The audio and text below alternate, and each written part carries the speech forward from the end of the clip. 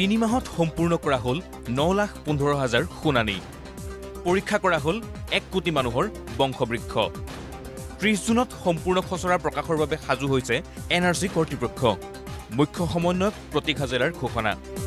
সকলো ধৰণৰ প্ৰত্যাহ্বান বাধা বিঘিনি অতিক্ৰম কৰি ৰাষ্ট্ৰীয় নাগৰিকপঞ্জীৰ সম্পূৰ্ণ খচৰাখন অহা 30 জুনত প্ৰকাশৰ বাবে সাজু হৈছে NRC কৰ্তৃপক্ষ।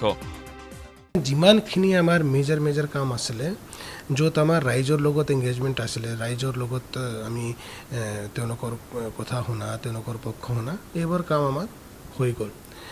যিটো চবতকৈ ইম্পৰ্টেণ্ট কাম আছিলে আমাৰ শুনানি প্ৰক্ৰিয়া আৰু ভেৰিফিকেশ্যন প্ৰক্ৰিয়া, এইটো আমি সম্পূৰ্ণ কৰিবলৈ সক্ষম হ'লোঁ। আজিতো আমি শেষ পৰ্যায়ত আহি পালোঁ আৰু কিছুদিনৰ ভিতৰতে আমাৰ সম্পূৰ্ণ খচৰাখন প্ৰকাশ হ'ব। এক কঠোৰ প্ৰক্ৰিয়াৰ মাজেৰে সকলো ধৰণৰ পৰীক্ষা শেষ কৰাৰ পিছত এখন শুদ্ধ NRC প্ৰকাশ কৰিবলৈ সমৰ্থ হ'ব বুলিও দাবী প্ৰতীক হাজেলাৰ।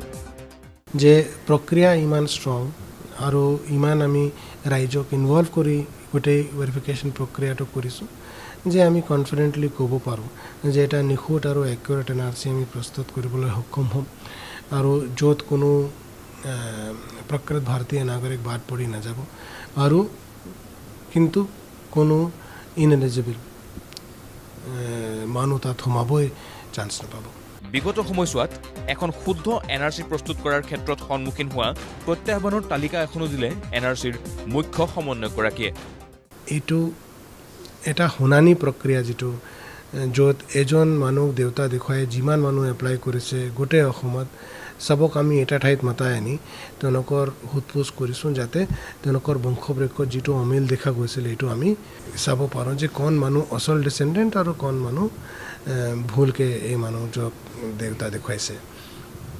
এই প্ৰক্ৰিয়াটো আমাক অলমষ্ট 9 লাখ শুনানি আছিলে। ৰাজ্যৰ 1 কোটি মানুহে প্ৰত্যক্ষভাৱে জড়িত হোৱা NRC প্ৰস্তুতকৰণ প্ৰক্ৰিয়াই NRC প্ৰকাশৰ পিছত কোনো ধৰণৰ জটিলতাৰ সৃষ্টি নকৰে বুলিও আশা প্ৰকাশ প্ৰতীক হাজেলাৰ। অলমষ্ট 1/3 মানুহ আমাৰ পৰীক্ষণ প্ৰক্ৰিয়াটো খুব ওচৰৰ পৰা দেখিবলৈ পালে যোৱা 3 মাহৰ ভিতৰত। তাৰ আগতেও আমি যেতিয়া ঘৰে ঘৰে গৈ পৰীক্ষণ ব্যৱস্থা কৰিছিলোঁ তেতিয়াও হয়তো বহুত মানুহ ইনভলভ হৈছিলে। সেইকাৰণে মই কৈছোঁ যে গোটেই প্ৰক্ৰিয়াটো খুব এটা ট্ৰান্সপেৰেণ্ট আৰু অবজেক্টিভ ছিষ্টেমৰ থ্ৰুদি গৈ আছে আৰু ৰাইজে আমাৰ ওপৰত বিশ্বাস কৰিছে, আমাৰ প্ৰক্ৰিয়াৰ ওপৰত বিশ্বাস কৰিছে। সেইকাৰণে তেওঁলোকে আমাক সম্পূৰ্ণ সহযোগিতা আগবঢ়াইছে।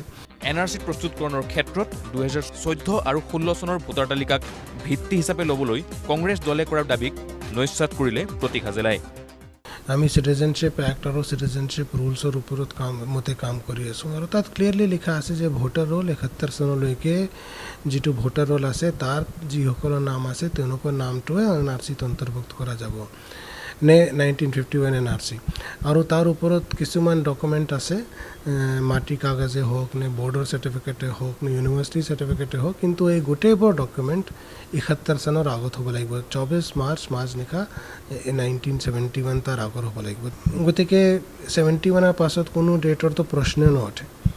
30 জুনত NRCৰ সম্পূৰ্ণ খচৰা প্ৰকাশৰ পিছত দাবী আৰু অভিযোগ নিষ্পত্তিৰ পিছতহে ৰাইজে শুদ্ধ ৰূপত এখন সম্পূৰ্ণ NRC লাভ কৰিব বুলি জনালে NRCৰ মুখ্য সমন্বয়কগৰাকীয়ে। কেমেৰা পাৰ্চন তিলক মগৰৰ সহযোগত ব্যুৰ' ৰিপৰ্ট, প্ৰতিদিন টাইম।